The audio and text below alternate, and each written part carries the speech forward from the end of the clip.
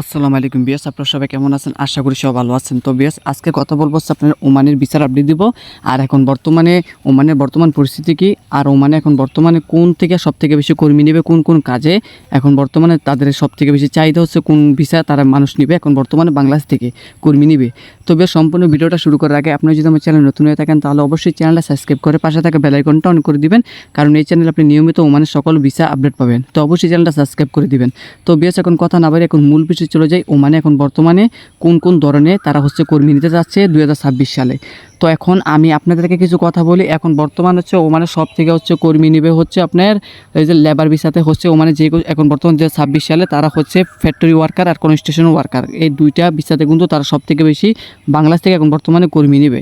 হ্যাঁ, একটা হচ্ছে আপনার ফ্যাক্টরি ওয়ার্কার, যারা হচ্ছে ফ্যাক্টরিতে কাজ করার অভিজ্ঞতা আছে, যারা হচ্ছে বাংলাদেশে ফ্যাক্টরিতে কাজ করছেন, এই সকল ভাইয়ারা যেতে পারবেন ওমানে।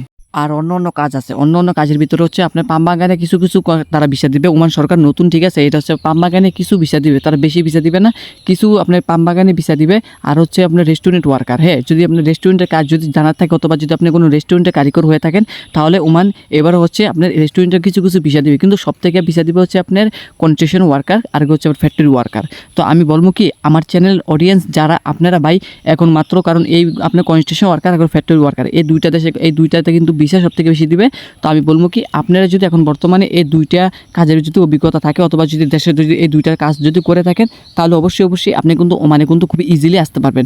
আর আপনি এজেন্সি যদি আপনাকে বলে যে না আপনাদেরকে আরও পাতলা কাজ দিবে, উনি হচ্ছে আপনাদেরকে ফুড প্যাকেজিংয়ের কাজ দিবে, উনি হচ্ছে আপনাদেরকে ওই যে মনে করেন রেস্টুরেন্টে কাজ দিবে, উনি আপনাদেরকে ভালো ঠিক আছে কাজ দিবে, ব্যবসায়িক কোনো কাজ দিবে, ভাই এগুলো কিছুই দিতে পারবে না। কারণ ওমান সরকার অলরেডি তারা হচ্ছে ঘোষণা করছে যে তারা এইগুলো ভিসা সব থেকে বেশি দিবে। কারণ এখন বর্তমানে ওমানের যে বড় বড় কোম্পানি তা এগুলো ম্যাক্সিমাম কিন্তু কর্মী সংকটে, তো এগুলোর কারণে কিন্তু বাংলাদেশ থেকে তারা কিন্তু কর্মী নেবে বর্তমানে।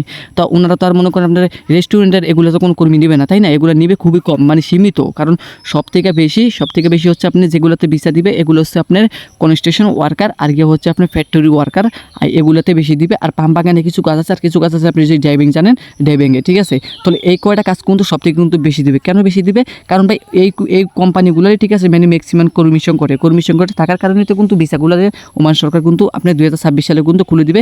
এমনকি ওমানের ভিসা এই মাসে কিন্তু খুলতেছে। তো যখন খুলবে, যখন আমি আপডেট পাবো সঠিক আপডেট, তখন হচ্ছে আমি আপনাদেরকে নিউজ দিয়ে দিব যে তারা কয় তারিখে, এই মাসে কয় তারিখে তারা হচ্ছে ওমানের যে লেবার ভিসা আছে এটা প্রক্রিয়াটা তারা চালু করতে চাইতেছে। বাংলাদেশ থেকে মানে কয় তারিখে থেকে মানে সবাই রেফারেট করতে পারবো, ভিসা দিবে কয় তারিখ থেকে শুরু হবে এটা। তো আশা করি সবাই প্রস্তুত থাকেন ভাই। এখন বর্তমানে আমাকে অনেকে কমেন্ট করতেছেন ভাই পাসপোর্ট কি জমা দিব, ভাই প্লিজ পাসপোর্টটা জমা দিয়েন না, একটু হোল্ড করেন, ঠান্ডা মাথায় থাকেন, আমি আপনাদেরকে আপডেট দিব আমার এই চ্যানেলে। তখন হচ্ছে আপনাদের এজেন্ট অথবা দালালের কাছে পাসপোর্ট জমা দিবেন। কিন্তু এখন পাসপোর্ট জমা দিয়ে আপনার এজেন্টের পিছনে ঘোরার কোনো মানি নেই, কোনো ওয়ে নেই।